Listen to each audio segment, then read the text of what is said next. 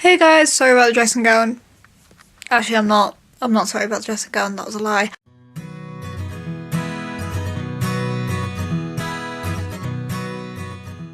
I am going to soon be taking my makeup off and getting ready for bed and starting my first book of the year, even though it is the 2nd of January. I didn't get any reading done yesterday. So I thought before I turn all the lights off and turn myself into a mess again, that I will start this first vlog, the first reading vlog of the year. The book I will be reading is Mary Beard, Women and Power. This is the cover. It's so pretty, for one thing. This is a feminist manifesto written by Mary Beard, but linking it to classics. So I don't know, you watching this might not know me very well, but oh my god, is that me? Lara got me it for Christmas, so shout out to Lara. Hello, I have to leave the house in a minute, but basically I got about halfway through Women in Power last night. So far, so good. I love Mary Beard's voice in it. She's just a babe. I just like all our references to idiots on Twitter, honestly. But I'm going to be spending 2 hours on a bus today, and I'm going to finish that in probably about half an hour, so I'm going to pick a different book to bring with me on the bus, and I think I'm going to bring this one, Good Omens by Terry Pratchett and Neil Gaiman. I've never read anything by either of these two authors, but I think I would really enjoy it, so I'm going to take this on the bus. Hey, I'm at Lara's. She's lending me a book, and I thought I'd hand it over so she can rant about how much she loved it. This is Everyone's an Alien When You're an Alien Too, and it's by Johnny Sun, and it's so good. It's not like a novel book, it's just like pictures and like little bits of like, there is writing, bear with me, little bits of writing here and there and stuff.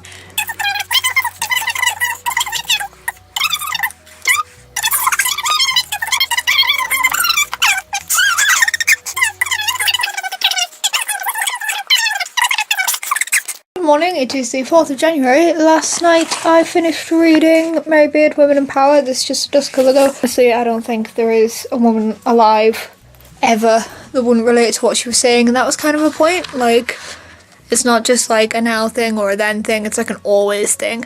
I'm gonna give it 4 stars. I did give it 4 stars because I didn't find the first, so it's based on 2 lectures that she did.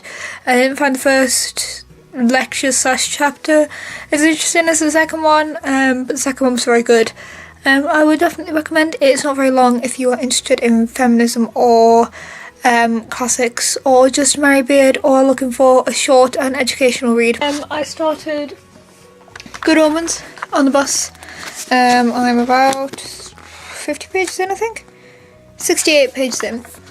So far there seems to be like an angel and a demon that are working together to stop Armageddon, and the demon is Crowley, and they have also become the godparents to the Antichrist. And like, before I move on with this one, I'm going to read the book that Lara lent to me, which you'll have seen in the last clip, because I want to return this to her, and also I don't think it's going to take me very long to read, so I think I'm going to read all of this tonight.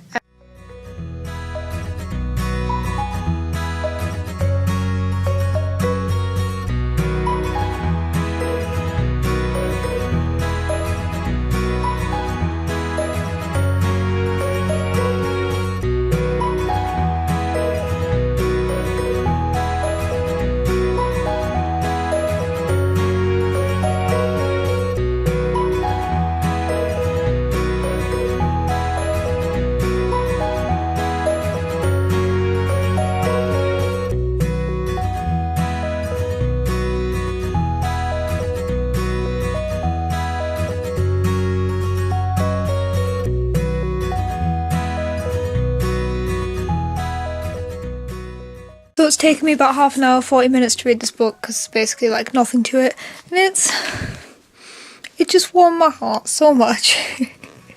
I want one. I want every line of this book to be quotes on my Instagram page. This was This is 5 stars. This is my first 5-star book of the year. It's only the second book.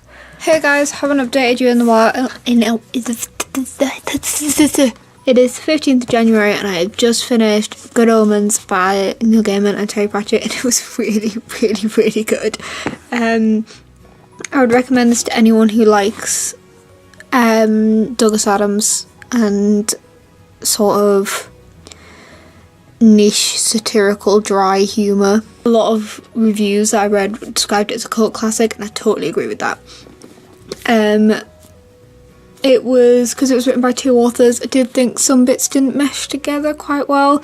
Like, I think, I've never read anything by Terry Pratchett or Neil Gaiman, so I couldn't tell which is which, but you can tell when it's different author writing, I think. Like, it switches from being quite dark to quite humorous, and there's quite often not like a good transition between the two. I think it requires a basic knowledge of British culture. I think a lot of the jokes are like very like British orientated, which comes a lot with this very particular style of writing, and also a basic knowledge of Christianity.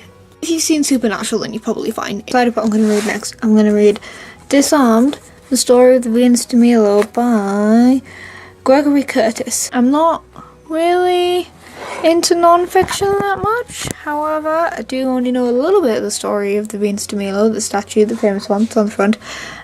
So I think it's going to be quite interesting, but I think I'm going to be... If I am actually going to read this and I am actually going to retain the information and like learn something from it, I'm going to have to be like quite lenient with myself. Like if I get halfway through and I'm like, I'm not taking any of this in, I'm going to have to pause and pick up another book and then come back to it. And also, I didn't say this, but Good Omens, Caitlin bought me it for Christmas, so shout out to Caitlin for buying me that for Christmas. It was great, I really enjoyed it. Thank you. I'm just going to talk you through why I have these books and just show you what they are. First of all, these I got for my birthday. It was my birthday 3 days ago on the 16th, and my mum bought me 3 books. These are the ones that I got. I got Misery by Stephen King, Smoke Gets in Your Eyes and Other Lessons from the Crematorium by Caitlin Doughty, who is a YouTuber. She's Ask a Mortician, would highly recommend. She's really interesting. And A Million Years in a Day by Greg Jenner, who is the historical consultant for Horrible Histories, and also did the same degree that I'm going to be starting in October. So definitely thought that was a book that I need to read. And then we have this book here, which is Troublemakers by Catherine Barter, which is my book club book, which I'll be reading next. I don't think I'm gonna like this. I think it's going to be a very romance-based YA, and I'm a bit sick of them. Mom's getting tired, I'm going to put you down. The books that I bought myself with the gift cards for Waterstones that I got for my birthday, so these are the birthday presents that I bought myself. First I got Every Day by David Levithan. This is a very bright book. Not really feeling this, but the reason I got it is because I have the second book, and I got it like years ago when I was like into this kind of book, but I couldn't read it because I didn't have the first one, so I finally bought the first one so I can finally read it and just take it off my list, move on. Jackson and the Lightning Thief. When I think I was about 12, 13-ish, maybe even younger than that, maybe even 11-ish, I read like 4 random Percy Jackson books. Like I just bought whichever ones like the Kindle recommended. I didn't know if it was in order or anything. I don't remember anything about them apart from the fact that I really, really enjoyed them, and like I'm really into like mythology and like classics and that. So I thought maybe I'd give them another go. Then we have Traitors to the Throne by Alwyn Hamilton. The first book, Rebel of the Sands, was really, really good. I really enjoyed it. And this is the second one. We have The Last Star, which is the third book. Yes, the third book in the Fifth Wave series. Really, really, really enjoyed the first one in this series, and then I didn't read the second one for ages. I didn't really like the second one as much. I don't know if it's because I didn't really follow the story as well, or I just don't think the premise was as strong in the second one. Maybe it just had a bit of middle book syndrome. But this is the last one. Don't remember much of how the last one ended, because again, it's been a big gap between I've read it, but hopefully it concludes the series, because the concept of this series I really, really, really enjoyed. And last but not least, we have Carve the Mark by Veronica Roth. From people's reviews of this, I was kind of like meh on whether or not I would enjoy it. It kind of seems like my type of thing, but then when people were talking about it, I was like, I'm not sure how much I'm going to be into this, but I really, really enjoyed the Divergent series, and I thought I'd give it a go because it's Veronica Roth.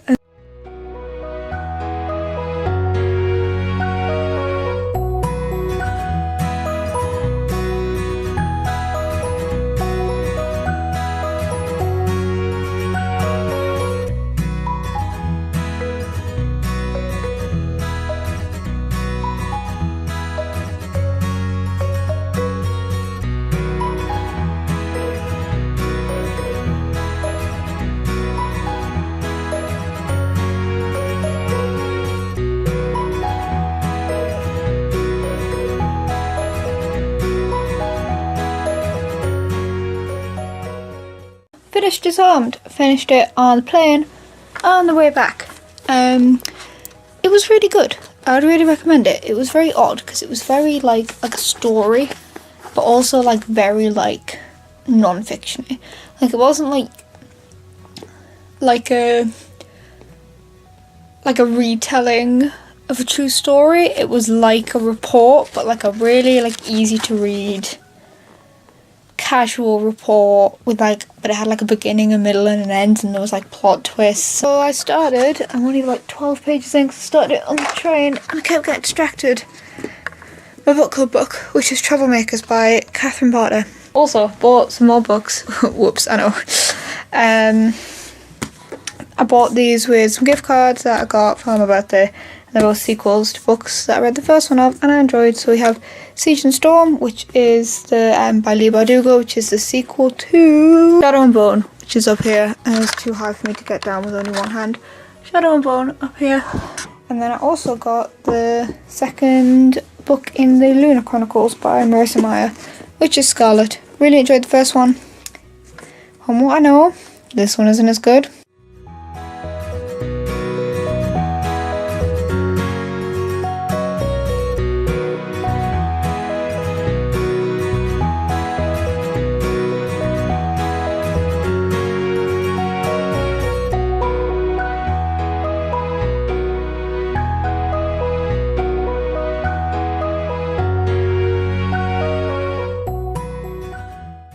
Through what I've read and do like a brief wrap up. I've kind of already told you through everything that I've read, so like not really gonna go into that much detail, but I'm just gonna quickly do like a conclusion, you know. First book I read this year was Everyone's an Alien and You're an Alien too. That was really good. It was really cute. I read it in one sitting. And the next book I read was Shush Phone. Mary Beard, Women and Power. This was also a really super quick read. If you're interested in either classics or feminism, or just want a really quick read that's like more on the intellectual side, then I would recommend that one. Omens by Terry Pratchett and Neil Gaiman. This book was wild, honestly. I've been thinking a lot about this book since I finished it, and it was...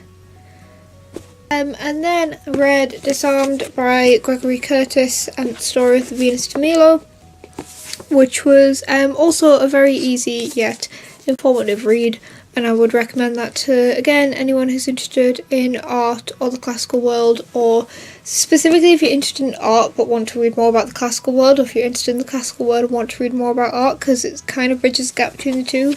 Last night I got about 100 pages into Troublemaker by Catherine Barter, Troublemakers, plural. Ever since I started reading this book, I've had the Ollie Murs song stuck in my head, so my main motivation for reading this is to just get this goddamn song out of my head. 103 pages in, so far it's not really grabbing me.